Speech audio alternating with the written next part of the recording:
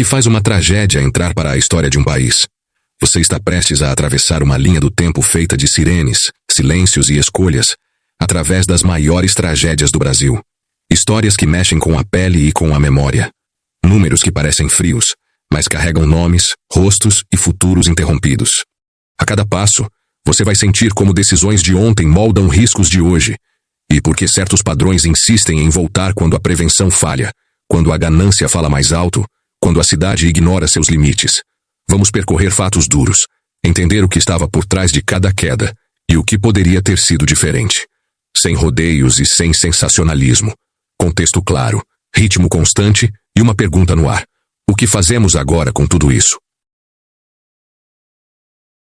Número 10. Incêndio na Boate Kiss, Santa Maria, 2013. Na madrugada de 27 de janeiro de 2013, Santa Maria viveu um choque que atravessou o Brasil. A noite estava cheia, universitários animados, banda no palco. Em minutos, o que era festa virou fumaça densa, desorientação e portas que não davam conta do pânico. O calor liberou gases tóxicos. O teto tinha material inflamável. A casa estava além do limite de pessoas. Os extintores não impediram a escalada do fogo. Foram 242 vidas perdidas e centenas de feridos, muitos com sequelas respiratórias e psicológicas. Pais transformaram luto em mobilização. A cidade ergueu memoriais. O Brasil discutiu cultura de prevenção como nunca. Nos tribunais, 4 réus foram condenados em nova etapa do processo, após idas e vindas que expuseram as complexidades da justiça criminal. E houve mudança no marco legal, a chamada Lei Kiss, Lei 13. 25 de 2017, estabeleceu diretrizes nacionais para a prevenção e combate a incêndio em locais de reunião de público. Projeto, licenciamento, lotação, materiais, rotas de fuga, plano de emergência e treinamento. Ela não substitui normas estaduais e técnicas, mas cria um piso nacional e reforça a responsabilidade compartilhada entre donos, engenheiros, bombeiros e gestores públicos. Número 9. Enchentes no Rio de Janeiro, em 1966. Durante 5 dias, de 10 a 15 de janeiro de 1966, a chuva pareceu não ter fim. Túneis viraram rios, ônibus boiavam, deslizamentos atingiram morros inteiros. Entre 2 e 3 centenas de pessoas morreram, e dezenas de milhares ficaram sem casa. A cidade, então capital do estado da Guanabara, revelou um velho problema: infiltração em encostas, drenagem subdimensionada, ocupação de áreas de risco. Daquele choque nasceu um legado técnico importante: a criação do órgão que se tornaria o GeoRio, referência em geotecnia urbana. A partir dali, a cidade passou a mapear encostas com rigor maior, a instalar sistemas de alerta e a exigir soluções de engenharia para contenção, drenagem e estabilização de taludes. Não elimina o risco, pois o relevo é desafiador, mas reduz a frequência e a gravidade de deslizamentos quando há manutenção e fiscalização. Número 8. Rompimento da barragem em Brumadinho. Era hora de almoço do dia 25 de janeiro de 2019. A sirene que deveria tocar não tocou. Uma massa de rejeitos rompeu a barragem e avançou com força de avalanche, engolindo refeitório, escritórios, estradas, comunidades e o leito do rio Paraupeba. Foram 272 vidas interrompidas, além de impacto ambiental duradouro e perda de renda para quem dependia do rio. O caso escancarou falhas sistêmicas, dependência de declarações de estabilidade, auditorias sem independência suficiente, ausência de planos de emergência execuíveis com treinamento real. No campo criminal, as ações caminharam lentamente e, por anos, ninguém cumpriu pena, o que alimentou a sensação de impunidade e acelerou reformas. Em Minas, a Lei Mar de Lama Nunca Mais apertou regras de licenciamento e emergência.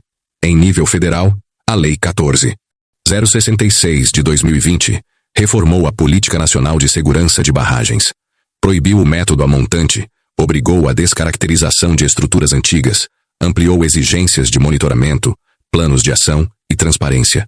É avanço concreto e um lembrete de que norma só salva vidas quando é cumprida e fiscalizada. Número 7. Enchentes e deslizamentos em Caraguatatuba, em 1967. No dia 18 de março de 1967, uma combinação clássica do litoral norte paulista. Encostas íngremes, solo encharcado, chuva concentrada, ceifaram a vida de centenas de pessoas. A água desceu com força, levou blocos de terra, casas inteiras e pontes. 436 pessoas morreram. A cidade mudou de mapa e de memória.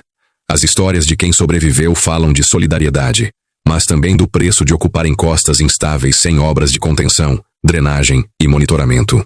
O eco institucional veio nos anos seguintes. São Paulo estruturou o Sistema Estadual de Defesa Civil, com núcleos regionais, protocolos de prevenção e resposta, e maior integração com monitoramento meteorológico. Na prática, sirenes em áreas de risco, planos municipais de redução de riscos, PMRR, e obras de contenção passaram a ser exigidos com mais frequência, embora, como sempre, dependam de prioridade política e orçamento contínuo. Número 6. Incêndio no Grand Circus norte-americano, Niterói, 196. Uma tarde de espetáculo lotado, cheia de crianças. Era dia 17 de dezembro de 1961. Grand Circus norte-americano apresentava seu show em Niterói quando um incêndio se inicia. O fogo começou e se espalhou muito rápido. A lona inflamável virou combustível. As saídas não comportaram a fuga. A correria agravou tudo. 503 pessoas morreram. A investigação apontou 3 autores como responsáveis pelo incêndio, que foram presos e sentenciados. O país absorveu, a duras penas, lições que se tornariam padrão: controle de materiais, rotas de fuga bem dimensionadas, lotação máxima respeitada, brigadas treinadas, disponibilidade de água e equipamentos de combate a incêndio. Esses requisitos migraram para códigos de obras e normas de segurança estaduais e municipais, influenciando a engenharia de eventos temporários por décadas, lições que, infelizmente, precisaram ser relembradas em tragédias futuras. Número 5. Enchentes e deslizamentos na região serrana do RJ 2011-2011. Noite de verão entre 11 e 12 de janeiro de 2011. Montanha, rios comprimidos por construções, encostas ocupadas, chuva extrema. Em poucas horas, vales viraram corredores de lama e pedra. Mais de 900 pessoas morreram em Nova Friburgo, Teresópolis e Petrópolis. Centenas ficaram desaparecidas. Os bombeiros trabalharam no limite. Vizinhos viraram resgatistas improvisados. O país respondeu com estrutura. O governo federal consolidou o CEMADEM, centro responsável por monitorar e emitir alertas de desastres naturais, e o Congresso aprovou a Política Nacional de Proteção e Defesa Civil, que integrou prevenção, mitigação, preparação, resposta e recuperação. A lei empurra municípios a elaborarem mapas de risco, planos de contingência e a implantarem sirenes e rotas de fuga. Quando esses instrumentos funcionam e chegam a tempo, vidas são salvas. Número 4. Deslizamentos da Serra das Araras, 1967. A Via Dutra, principal ligação entre Rio e São Paulo, cruzava encostas instáveis. A chuva naquele 24 de janeiro de 1967 era intensa e deflagrou uma sequência de escorregamentos de massa que soterraram casas, vilas e trechos da estrada. Estimativas recorrentes falam em cerca de 1.700 mortos, cifra que, embora difícil de aferir com precisão décadas depois, é citada como a pior tragédia natural do país em perdas humanas. A dimensão do desastre catalisou uma mudança de mentalidade na infraestrutura. Obras de grande porte em áreas montanhosas passaram a exigir geotecnia aplicada, drenagem profunda, contenções e planos de contingência vinculados à operação das rodovias. No plano institucional, o período também impulsionou a formalização de sistemas de defesa civil estaduais e a percepção de que calamidades precisavam de coordenação intergovernamental, com estoques, protocolos e cadeias de comando claras. Número 3. A Grande Seca do Nordeste, 1877 a 1879. 2 anos de chuvas insuficientes transformaram a paisagem do sertão. A perda de lavouras e rebanhos abriu caminho para a fome e as doenças. Entre 400 e 500 mil pessoas morreram. Famílias abandonaram suas terras e partiram em êxodos massivos para capitais, para o litoral ou para a Amazônia. A seca não era novidade. O que a transformou em catástrofe foi a vulnerabilidade social, ausência de reservas, logística precária, políticas improvisadas e, muitas vezes, desvios de recursos. Dali surgiu um eixo de política pública que marcaria o século seguinte. A criação, em 1909, da Inspetoria de Obras contra as Secas, IOCS, que evoluiria para o DNOQS e mais tarde programas de cisternas, adutoras e açudes. A lição central permanece. Convivência com o semiárido significa gestão inteligente da água, diversificação produtiva e rede de proteção social nos anos críticos. Entre os anos de 1877 até 1879. Número 2. Covid-19. O país atravessou ondas sucessivas de contágio, com o primeiro caso confirmado em 26 de fevereiro de 2020 e a primeira morte notificada em 17 de março. Hospitais lotados, profissionais exaustos, Famílias separadas por unidades de terapia intensiva. Mais de 700 mil vidas foram perdidas ao longo de 5 anos. A virada veio com a vacinação em massa, que reduziu internações e mortes. Ainda assim, ficaram sequelas físicas, psíquicas, econômicas e um aprendizado institucional que não pode ser esquecido. No campo legal, a Lei 13.979 de 2020 deu ferramentas para quarentena, isolamento, testagem, compras emergenciais, logística e contratações durante a emergência sanitária. O SUS, com o Programa Nacional de Imunizações, mostrou capacidade de vacinar milhões em pouco tempo, quando há coordenação e comunicação baseada em evidências. A pandemia também reabriu debates sobre vigilância epidemiológica, produção local de vacinas, transparência de dados e combate à desinformação. Número 1. Escravidão no Brasil, séculos 16 a 19. Durante mais de 300 anos o Brasil recebeu milhões de africanos trazidos à força. Eles foram a base de um sistema econômico e político que normalizou a violência, cativeiro, castigo físico, separação de famílias, estupro, comercialização de gente como mercadoria. Não há número que traduza o que isso significou e ainda significa. A escravidão organizou o território, as fortunas, o acesso à terra e ao poder. Mesmo após 1888, quando veio a Lei Áurea, a liberdade legal não trouxe reparação.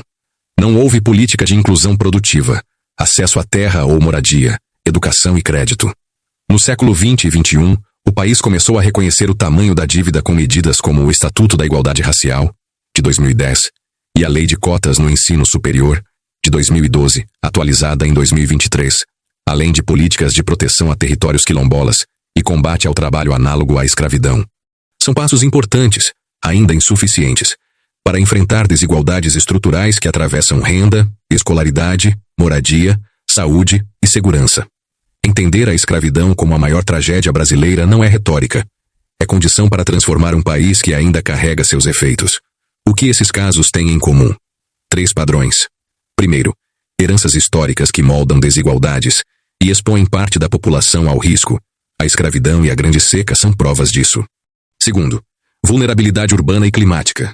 Quando a cidade ignora o relevo, impermeabiliza tudo e ocupa encostas, a chuva vira tragédia. Quando o Estado não prepara o sertão para a estiagem, a seca vira catástrofe. Terceiro, riscos tecnológicos e de aglomeração. Mineração sem governança, eventos sem segurança e edifícios sem manutenção cobram um preço alto. O que muda destinos? Lei que pega, fiscalização independente, planejamento urbano, alertas que chegam a tempo, informação qualificada e redução de desigualdades. Memória também salva. Países que lembram com seriedade repetem menos os mesmos erros. Tragédia não é destino, é a soma ou a falta de escolhas. Se este vídeo te ajudou a entender nosso passado e presente, inscreva-se, deixe seu like e compartilhe. Comenta aqui embaixo. Qual fato mais te surpreendeu e por quê? Até a próxima.